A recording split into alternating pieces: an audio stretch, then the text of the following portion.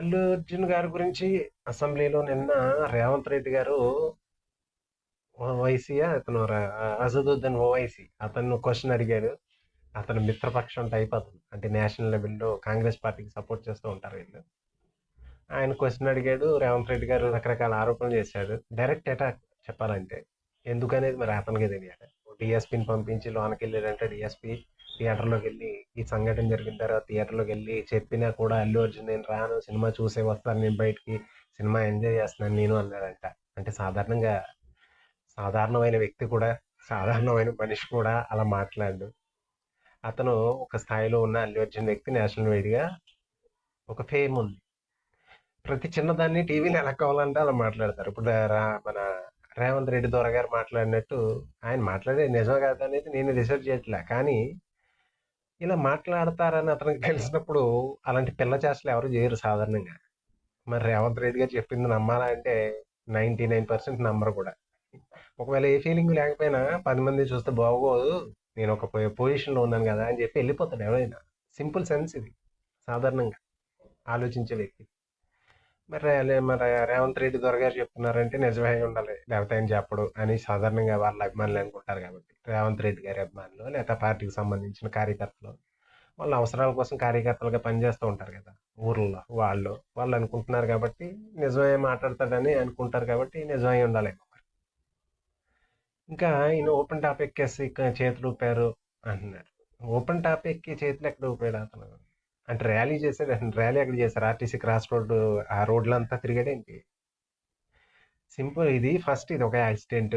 నీకు నచ్చినా నచ్చకపోయినా మీరు ఎలా కావాలని ఎలా ప్రొజెక్ట్ చేసుకున్నా, పచ్చ మీడియా ఎంత ప్రచారం చేసుకున్నా, తెలుగుదేశం కార్యకర్తల్లో లేకపోతే సపోర్టర్స్లో ఇంకొకళ్ళు ఇష్టం వచ్చినట్టు అల్లు అర్జున్ గురించి ఎంత ప్రోపగండా చేసుకున్నా, రేవంత్ రెడ్డిని ఎంత సపోర్ట్ చేసుకున్నా, ఇది ఒక యాక్సిడెంటే. ఇలాంటి ఘటనలు ఇంతకు ముందు కూడా జరిగాయి. ఇంతగా ఎవరో సినిమా క్రియేట్ చేయలేదు. రేవంత్ రెడ్డి గారు ఎందుకు క్రియేట్ చేస్తున్నాడు అనేది అతనికే తెలియాలి. అతన్ని ఎవరు గుర్తించట్లేదేమో మరి. అల్లు అర్జున్తో పెట్టుకుంటే నేషనల్ లెవెల్ గుర్తింపు వస్తుందనేమో, అందుకే అనుకుంటారు ఎవరైనా. లేకపోతే అంత ఇష్యూ చేయవలసిన విషయమా ఇది? వాళ్ళకి ఏం కావాలి, ఆ ఫ్యామిలీకి ఏం కావాలి చూడాల్సింది. ఈ నెల లేదు, అతను అక్కడికి వెళ్ళి పరామర్శించాలి కదా, అభిమాని కదా, చూడాలి కదా. వెళ్తే ఏమన్నా అయితే మళ్ళీ ఏమవుతుంది? పర్మిషన్ ఇస్తారా అసలు హాస్పిటల్కి వెళ్ళడానికి? పర్మిషన్ తీసుకోకుండా వెళ్ళిపోవచ్చా? వెంటనే వెళ్ళిపోయి అక్కడ మళ్ళీ ఏదైనా జరిగి మళ్ళీ ఇతన్నని ఏమైనా మాట్లాడతారు కదా రాజకీయ నాయకులు. ఏదైనా మాట్లాడతారు. మంచి మంచి చెడు ఎక్కడ ఉంది మనకి? ఏదో ఒకటి మాట్లాడే టైంకి రాజకీయ నాయకులు అందరూ అలాగే ఉన్నారు. ఎక్కడో తప్ప పవన్ కళ్యాణ్ లాంటి వ్యక్తులు కొంతమంది తప్ప. ఆ తర్వాత కేసు ఫైల్ చేశారు. కేసు ఫైల్ చేసిన తర్వాత ఎక్కడ వెళ్తారో లీగల్గా ఇన్ఫ్లుయెన్స్ చేశారంటారు కదా. అన్నీ మీరే మాట్లాడతారు. ఇప్పుడు ఇలాగా, తర్వాత అలాగా, ఒకవేళ ఎల్లుంటే అలాగా. ఏమైనా మాట్లాడే నాలుకలు కదా మనకి. ఏమైనా కావాలంటే ఎలాగైనా చేసే అధికారం మన దగ్గర ఉంది.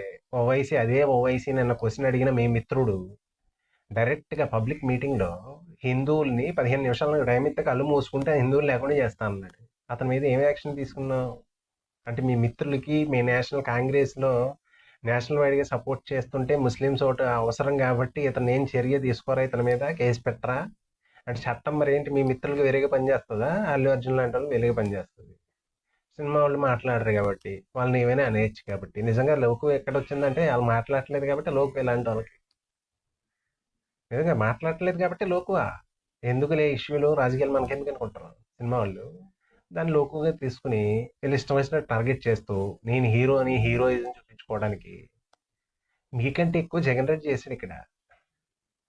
అతను ఏమైనా అడ్రస్ లేకుండా వెళ్ళిపోయాడు. నీదే అంతే పరిస్థితి. ఏం దిగొచ్చావు ఏమన్నాను?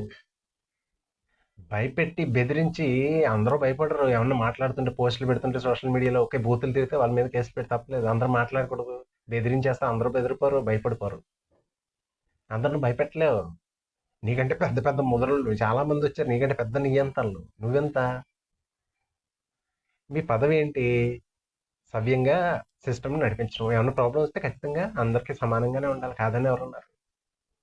సిస్టమేటిక్గా మీ మీ పాత్ర లేదా దాంట్లో? మీ బాధ్యత లేదా? ప్రభుత్వ బాధ్యత లేదా? పోలీసు వ్యవస్థ బాధ్యత లేదా? సరిగా జరపాల్సిన బాధ్యత లేదా? అంటే మీకు పర్మిషన్ ఇవ్వలేదు అంటున్నారు. తర్వాత లెటర్ ఎప్పుడు కోర్టులో సబ్మిట్ చేయలే లెటర్. పోలీసులు మేము పర్మిషన్ ఇవ్వలేదు, పర్మిషన్ లేదంటూ లెటర్ రాసామని చెప్పి కోర్టులో ఎక్కడ సబ్మిట్ చేయలేదు. తర్వాత 2 రోజులకి బయటకు రిలీజ్ చేశారు. మరి ఆ 2 రోజుల తర్వాత ఎక్కడి నుంచి వచ్చేస్తుంది? ఎలా వచ్చేసింది? కాకెత్తిపోయింది ఏంటి అప్పుడు కోర్ట్ టైంకి? సింపుల్‌గా ఎవరైనా అడుగుతారు. దీంట్లో లా చదువుకోక్కర్లా. ఎవరైనా అడుగుతారు కదా! ఇన్ని లొసుగులు ఎవరు పెట్టుకున్నారిక్కడ? ఇన్ని పెట్టుకొని అడ్డదిడ్డంగా మాట్లాడుతూ, నిజంగా అడ్డదిడ్డంగానే అంటారు దాన్ని. అతని చేతులు ఊపాడు. రూఫ్ టాప్ ఎక్కి ఎక్కడ ఏమి యాత్ర చేయలే. అక్కడ జనం ఉన్నారు థియేటర్‌లోనే. అందరూ చూసారు వీడియో. అందరం చూసాం. రోడ్డు మీద ఎక్కడ చేయలేదు అతను. ఆ థియేటర్‌లోనే అక్కడే జనం ఎక్కువ ఉన్నప్పుడు చెయ్యి ఊపాడు.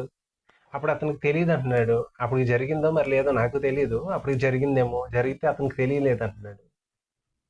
అతను చెప్తున్నాడు. మరి అతని అబద్ధం అయితే అతనిదే తప్పు. ఒకవేళ అబద్ధం అయిన తర్వాత ఇప్పుడు పబ్లిక్ మీటింగ్ లో చాలా సార్లు చూశాను నేను. పొలిటికల్ మీటింగ్ లో కొంతమంది కొన్నిసార్లు దుర్ఘటనలు జరుగుతుంటాయి. మీటింగ్ ఆపేసి వెళ్ళిపోతారా ఏంటి మీరు ఏమన్నా? మీటింగ్ ఆపేసి వెళ్ళిపోతారా? మీకు కూడా వర్తిస్తుంది. రేపటి నుంచి ఖచ్చితంగా గట్టిగా మాట్లాడతారు. సెల్ఫ్ గోల్ వేసుకున్నాడు ఇప్పుడు ఈ రేవంత్ రెడ్డి అనే వ్యక్తి. ఖచ్చితంగా బూమరాంగ్ అవుతుంది ఇది. అన్ని రోజులు ఒకలాగా ఉండదు. ఏదో ఒక చోట ఎక్కడో చోట దుర్ఘటనలు ఇలాంటివి జరుగుతూనే ఉంటాయి. జరిగినప్పుడు ఖచ్చితంగా ఎక్కువ ఇంపాక్ట్ ఎలా ఉంటుంది అంటే చాలా స్ట్రాంగ్ వస్తుంది. రివర్స్ లో చాలా బలంగా వస్తుంది రేవంత్ రెడ్డి. అతను ఇప్పుడు నేనేదో మాట్లాడేస్తున్నాను, మరి ఎందుకు మాట్లాడేస్తున్నాడో తెలియదు కానీ అతను ఏంటో అంత బాగా దేనికోసం మరి హీరోయిజం చూపించాలనుకుంటున్నాడో ఏమో తెలియట్లేదు. హీరోయిజాలు నిజం పని చేస్తే అందరికీ తెలుస్తుంది. అదే తెలుస్తుంది, చూపించక్కర్లా.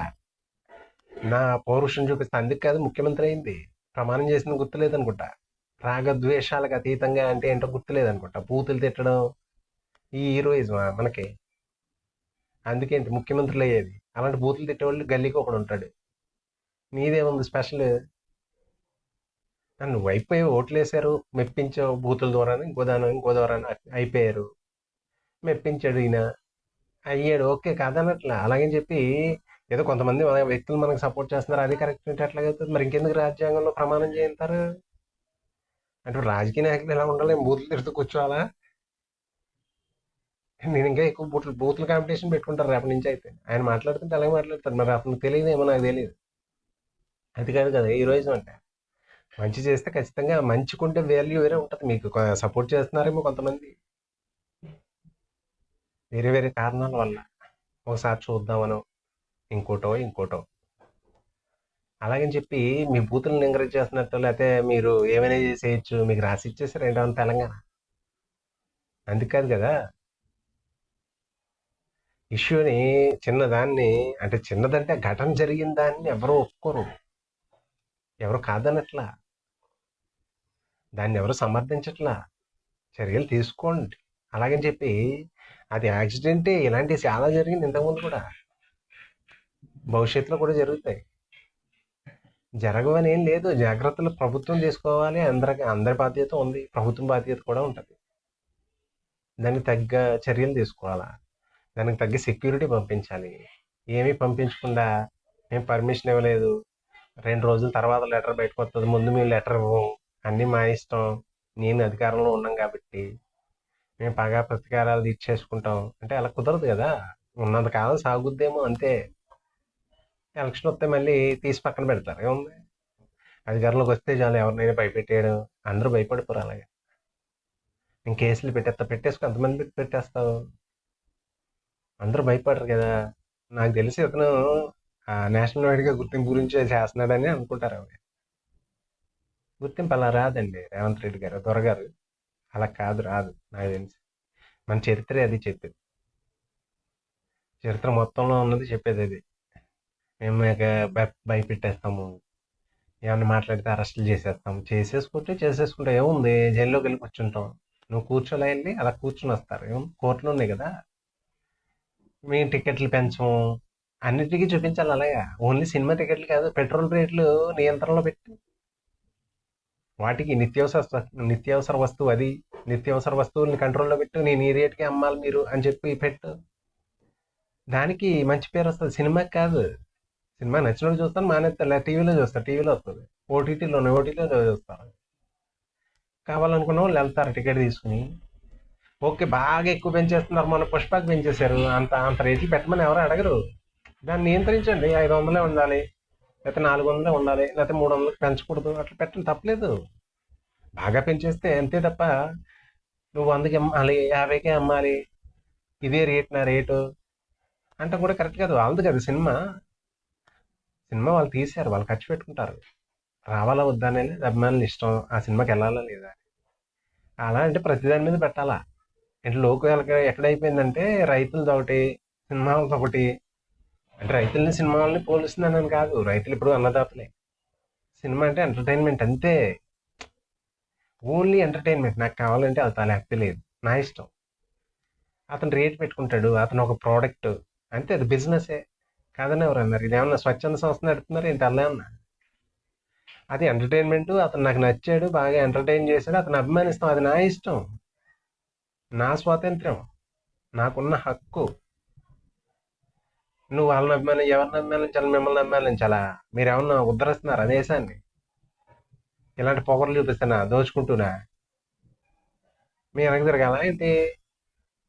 అంటే మీ గురించి మీకు బ్యానర్లు కడుతూ, కట్టగొట్టులు కడుతూ, మీకు కడుతూ తిరగమని ఏంటి? నాకు అర్థం కదా.